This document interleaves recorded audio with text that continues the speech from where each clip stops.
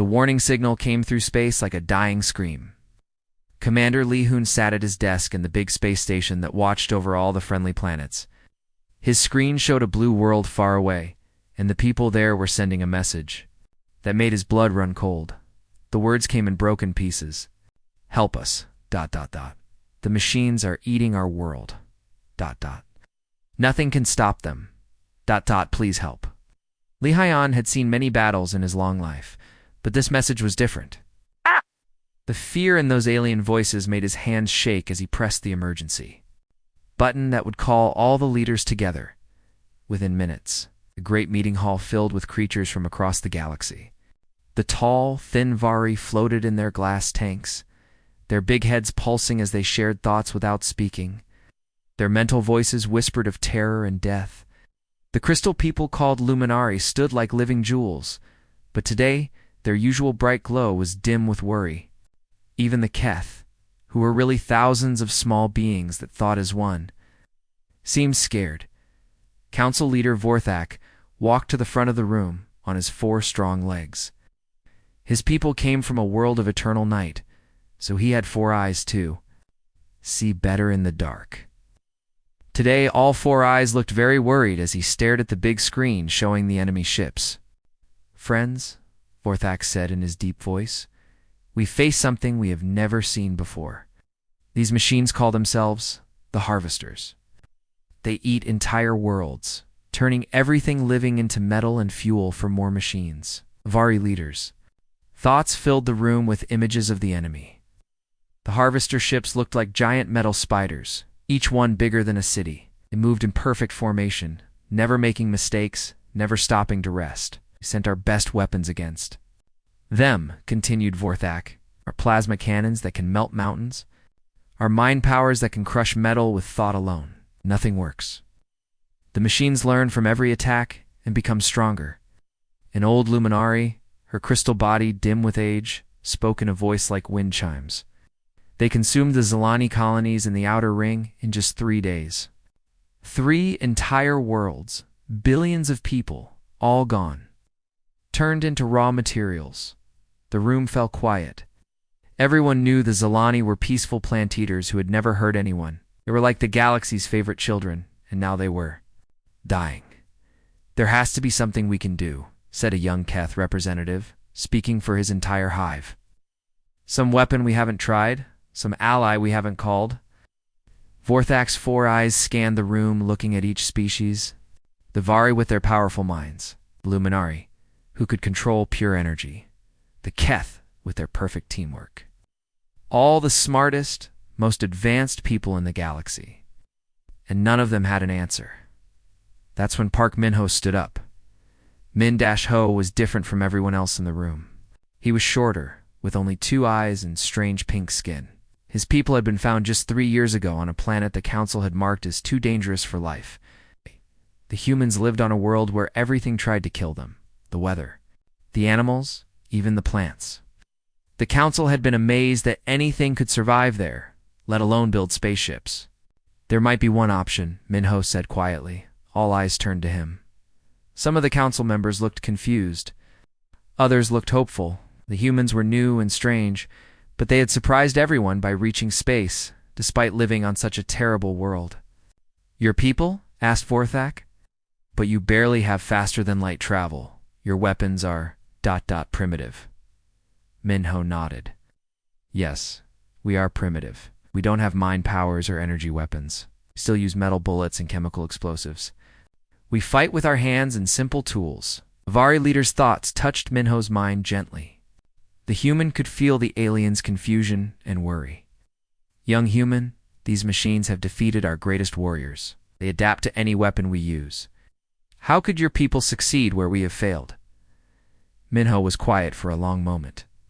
He thought about his homeworld, where children learned to fight before they could walk properly, where every day was a battle just to stay alive, where his people had spent thousands of years becoming the best fighters in the universe, not because they wanted to, but because they had to. Because Min-ho said with a small, dangerous smile, "You've been fighting them like civilized people.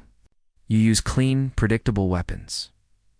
You follow rules of war. You try to minimize damage and save lives. He looked around the room at all the peaceful, advanced aliens. My people don't know how to do that.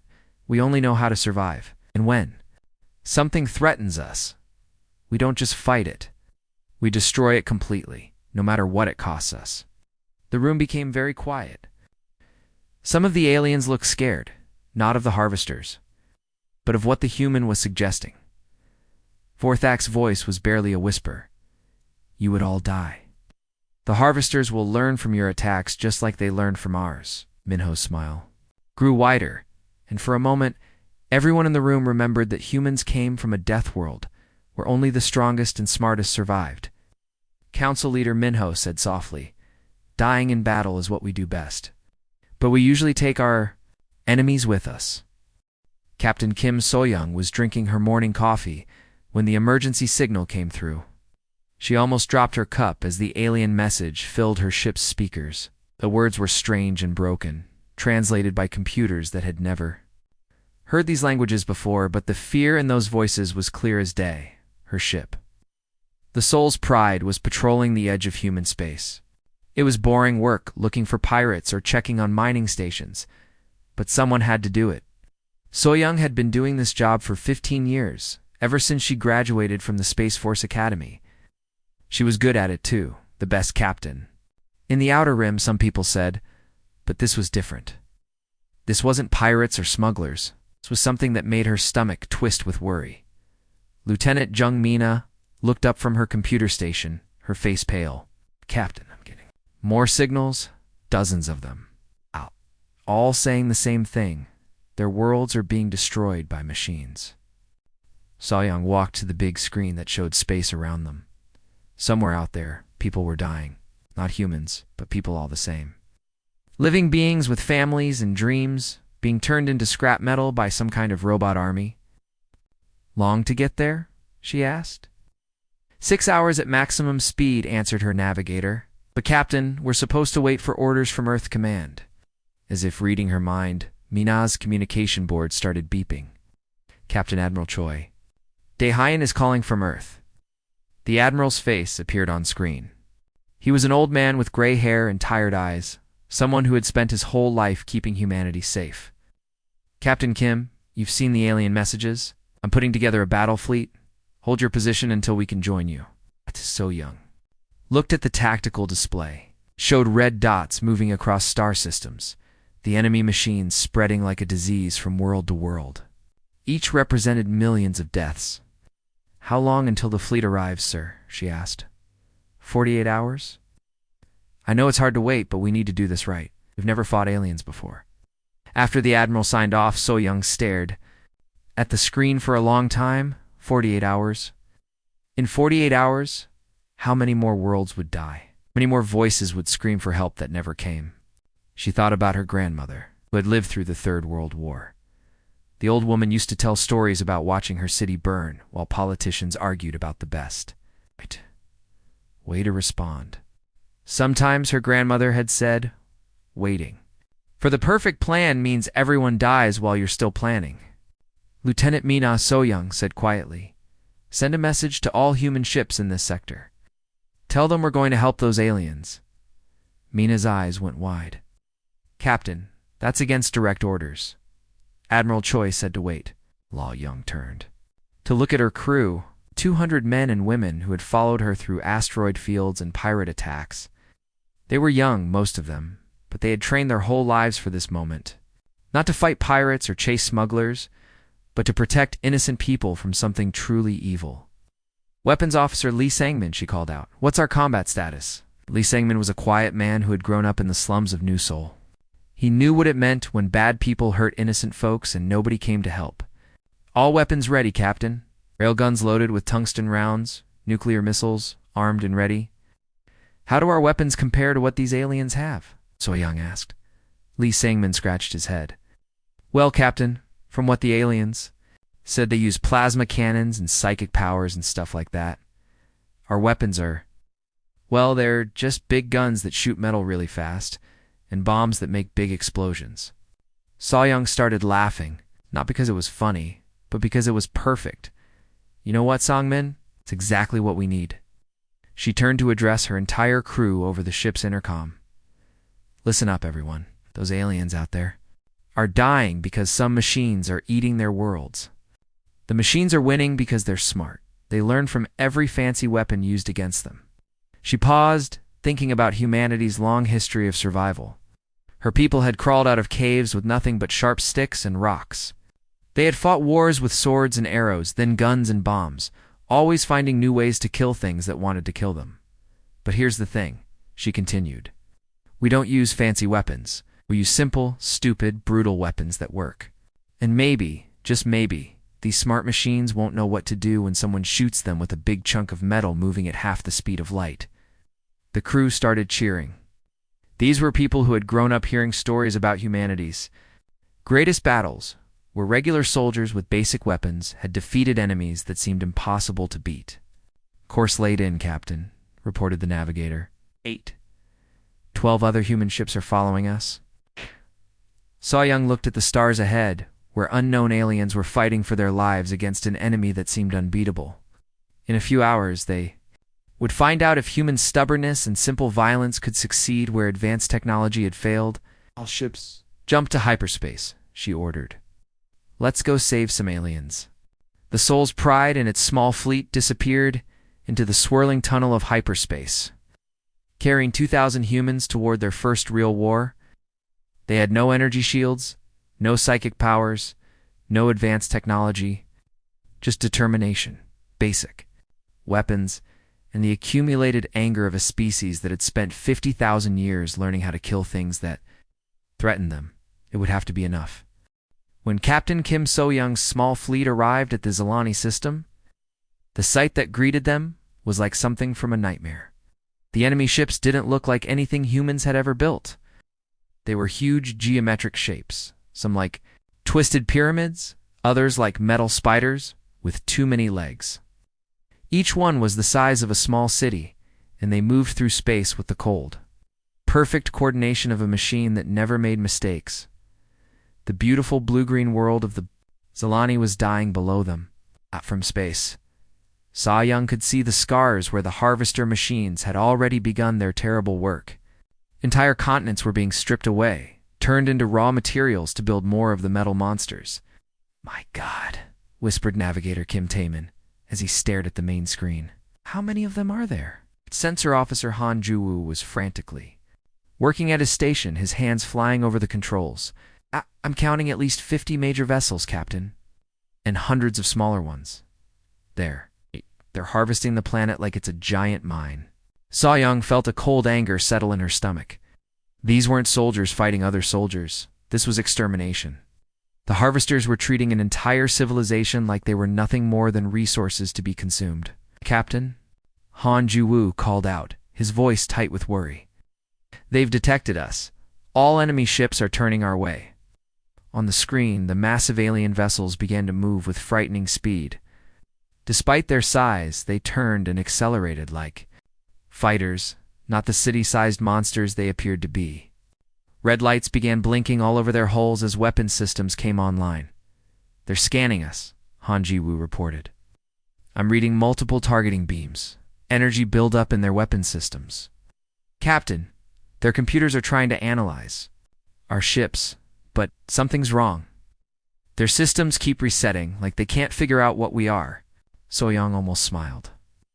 Humanity's ships were built different from everyone else in the galaxy. Where other species used smooth, curved designs and exotic materials, human ships were boxy. Angular things made of steel and ceramic armor. They looked primitive because they were primitive, built by a species that had learned to fight in the vacuum of space the hard way. Why can't they lock on to us? Asked Weapons Officer Lee Sang-min. Because, Saw-Young said, watching the enemy ships struggle with their targeting. They're programmed to fight against advanced civilizations. Energy weapons, shields, exotic matter. They've never seen anything like us. The first harvester attack came like lightning. Beams of pure energy, each one capable of cutting a mountain in half, lanced out from the alien ships. The weapons were so advanced they could track and destroy targets moving at significant fractions of light speed. But the human ships weren't where the beams expected them to be. Evasive pattern Delta 7, So Young shouted. All ships! Random acceleration. The human fleet scattered like a school of fish fleeing a shark. But this wasn't the elegant, coordinated movement of advanced civilizations. This was chaos pure. Beautiful chaos. Each human captain was making split-second decisions based on instinct and training, not computer calculations. Ship pilot Yoon Soo-jin threw her vessel into a wild spiral that should have torn it apart under the stress. But human ships were built tough, designed to survive the kind of damage that would cripple more advanced vessels. The energy beam that should have vaporized her ship passed harmlessly through the space where she had been a millisecond before. Pass. Weapons. Free, So Young ordered. Let them have it. The human response was unlike anything the galaxy had ever seen. No elegant energy weapons or exotic physics. Just simple, brutal, kinetic weapons. Railguns that fired chunks of metal at incredible speeds. And nuclear missiles with old-fashioned chemical propulsion. Lee Songman's first shot was a tungsten rod, accelerated to 20% the speed of light. It hit the nearest harvester ship and punched straight through its hull, like it was made of paper. The alien vessel's advanced shields, designed to deflect energy weapons and psychic attacks, couldn't even detect the incoming projectile. Until it was too late, the harvester ship exploded in a ball of fire that lit up the entire system. Direct hit, Sungmin shouted, already loading another round. Their shields don't even recognize kinetic weapons as a threat. Across the human fleet, similar scenes were playing out. Sergeant Park Jin-woo, commanding a torpedo boat, sent a nuclear missile straight into a harvester's engine section. The machine tried to shoot down the incoming weapon with its energy defenses. But the missile was just a simple tube full of explosives with a basic guidance system. There was nothing sophisticated for the alien, computers to hack or disable. The explosion was visible from 3 star systems away. Impossible, came a transmission from a surviving Zalani observation post. Your weapons are so primitive. Our shields should stop anything you can throw at them. Captain Soyoung watched another harvester disintegrate under concentrated railgun fire. The alien ship's computers were frantically trying to adapt to this new threat.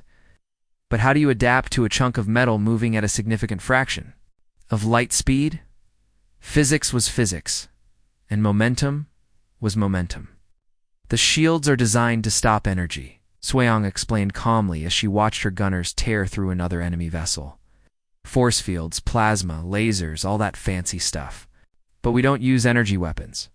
She smiled grimly as another harvester died under human firepower. We just throw rocks really, really hard.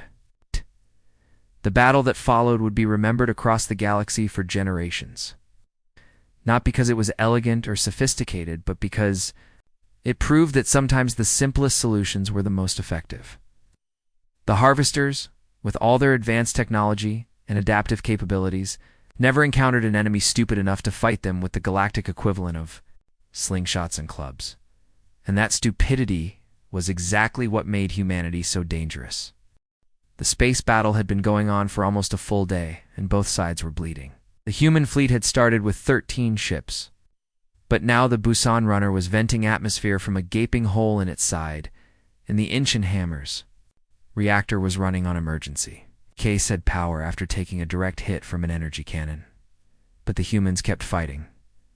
Captain Kim So-young watched her tactical display with grim satisfaction. Yes, her people were getting hurt, but they were hurting the enemy worse. Much worse. The harvester fleet had lost over half their ships to human weapons that their computers still couldn't understand or adapt to. Captain called out tactical.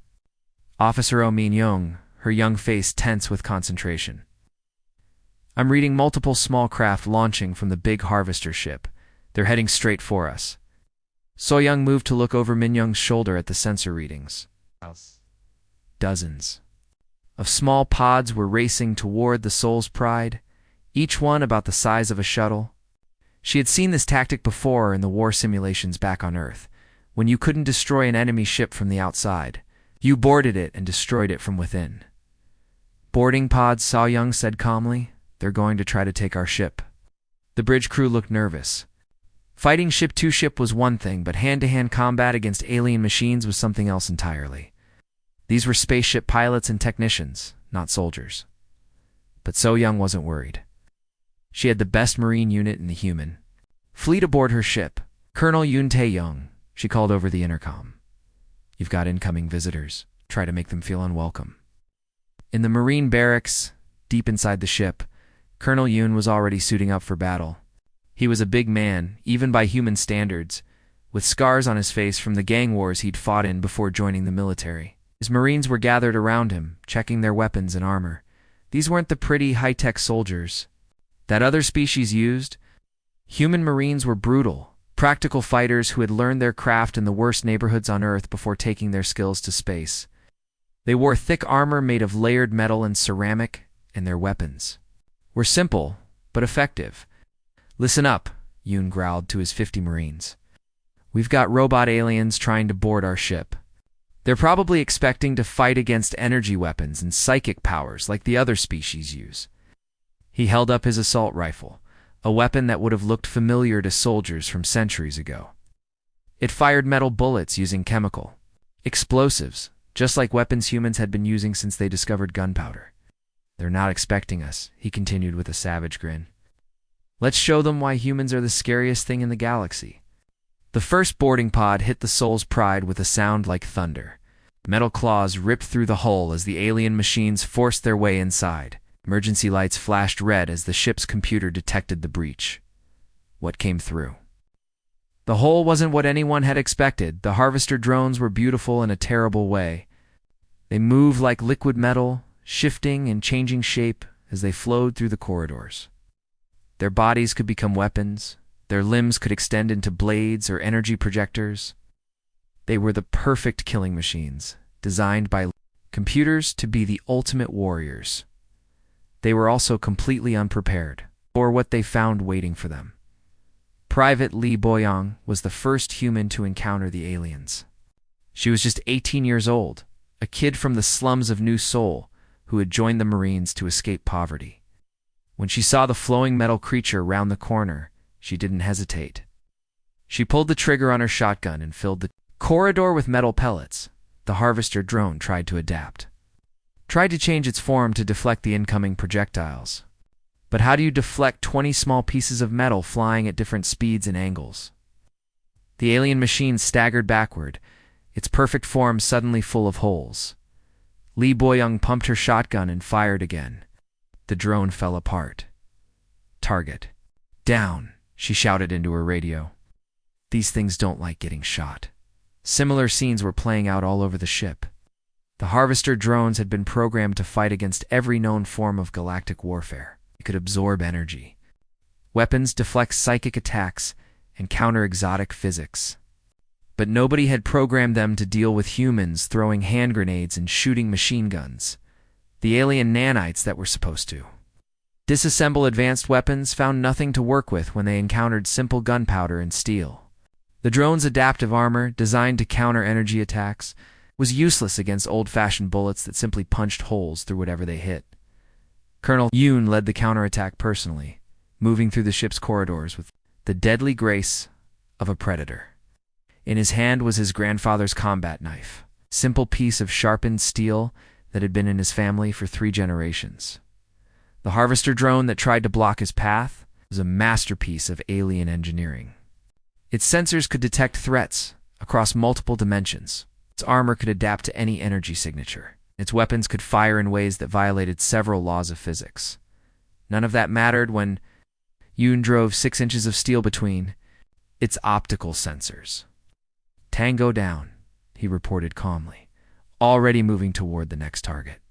Behind him, the sophisticated alien war machine sparked and died. Killed by a weapon that was older than human civilization, the fighting was fierce but brief. The harvester drones had been designed to fight wars in space. Clean battles between advanced civilizations with rules and limitations. They had never encountered anything like human Marines, who fought like cornered animals and used whatever weapons they could get their hands on. Private Park. Dongmin killed 3 drones with a fire axe he had grabbed from an emergency station. Sergeant Kim Hae-jin used her bare hands to rip the sensors off a drone that had run out of ammunition to shoot at. Corporal Choi Min-soo discovered that the aliens' advanced armor couldn't stop a simple crowbar applied with enough force and determination. Sir reported his communications officer over the radio. All boarding parties have been eliminated. We're sweeping the ship for survivors, but I think we got them all. Colonel Yoon looked around at his Marines. Several were wounded, and 2 had died in the fighting, but they had won.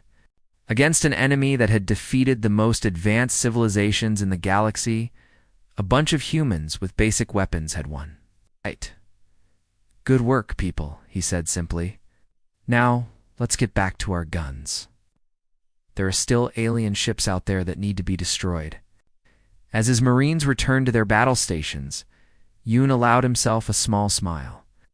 The galaxy was about to learn something that humans had known for thousands of years. Sometimes the most advanced technology in the universe couldn't stand up to simple violence applied with enough creativity and determination. The machines had made one critical error. They had assumed that because humans were primitive, they would be easy to defeat. They had forgotten that primitive creatures were primitive because they were survivors, and survivors would do absolutely anything to keep surviving. The final harvester ship was the biggest one. It's a massive fortress-like structure that had been commanding the entire alien fleet. It hung in space above the dying Zilani world like a metal moon, its weapons still firing at the remaining human ships even as its escorts burned around it. Lieutenant Bae So-jin was piloting her fighter when she saw her chance. Her small ship had taken heavy damage, the left engine was barely working, her weapons were empty, and her life support was failing. By all rights, she should have retreated to safety, but Bae So-jin had grown up in the orbital slums around Mars, where retreating meant dying slowly instead of quickly. She had learned long ago that sometimes the only way to win was to make sure your enemy couldn't win either. Soul's Pride, this is Fighter 7, she radioed to Captain So-young. I'm making a run at the command ship. -7, came So-young's voice. Your ship is too damaged. Return to base. Bae So-jin looked at her instruments. The reactor that powered her fighter was running hot, barely contained by systems that were never meant to take this kind of punishment. If she pushed it much harder, it would explode with the force of a small nuclear bomb, which gave her an idea. Sorry, Captain, she said with a grin that nobody could see. My radio must be broken. I can't hear you. She pointed her fighter straight at the harvester command ship and pushed the throttle to maximum. The damaged engine screamed in protest, but it kept working. Behind her, she could hear Captain So-young shouting orders for other ships to intercept her, but they were too far away and too slow. The harvester ship's defenses turned toward her tiny fighter. Energy beams that could destroy battleships focused on her small craft. But Bae So-jin had grown up racing through asteroid fields for fun. She twisted and spun her ship through the incoming fire, dancing between death rays like she was playing a video game. She almost made it to the alien ship's hull before they finally hit her, but by then it was too late.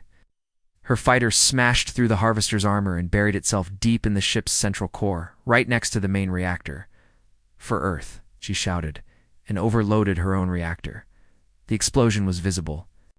From 3 star systems away, the harvester command ship, the last of the terrible fleet that had consumed entire worlds, died in a ball of fire that painted the Zilani sky with beautiful, deadly colors. When the light faded, the battle was over.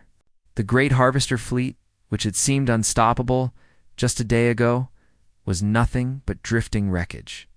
The machines that had adapted to every weapon the galaxy could throw at them had been destroyed by humans with simple guns and the willingness to die for strangers. Captain So-young stood on her bridge looking at the tactical display that showed the positions of her surviving ships. She had started the battle with 13 vessels and over 3,000 crew members. Now she had 9 ships and barely 2,000 people left alive. Any other species would have called it a disaster. Human fleet had lost almost half their people and a third of their ships.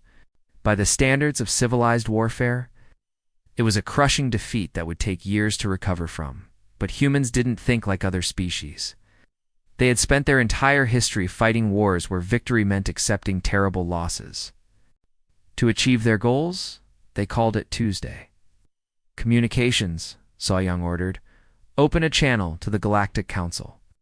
The main screen flickered to life, showing the council chamber where alien leaders from across the galaxy waited nervously. She could see the hope and fear in their strange faces as they waited to hear whether humanity had succeeded or failed. Council leader Vorthak Soyun said formally, "This is Captain Kim, Saw Young, of the Terran Defense Force.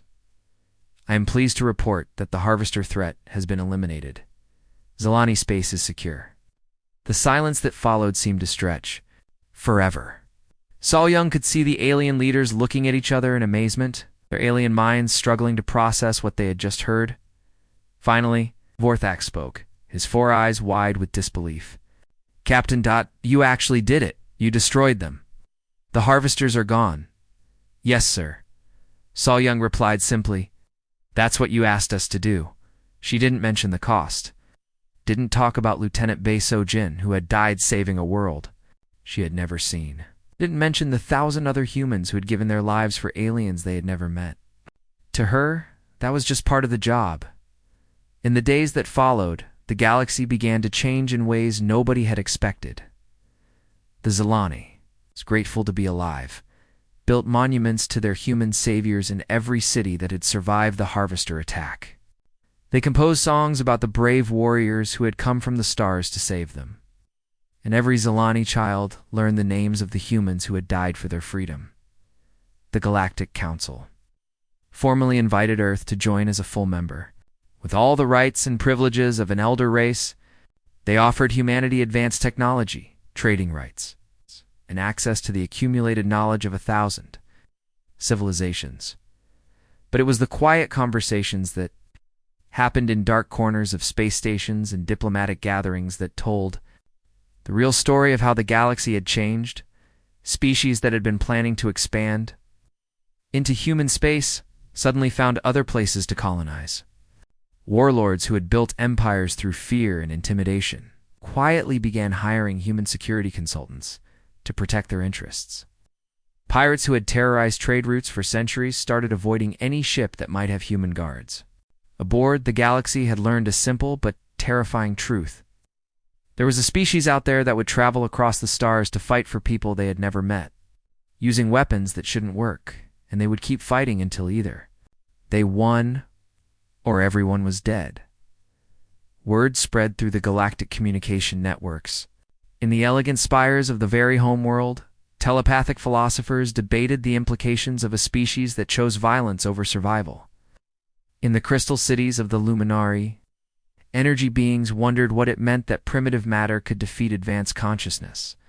In the hive clusters of the Keth, millions of minds pondered the strange mathematics of human warfare. But in the end, the message was simple and clear. Humanity had arrived in the galaxy, and the universe would never be the same. They were the species you called when diplomacy failed and survival was the only thing that mattered. They were the ones who answered when civilizations called for help. And they answered with firepower.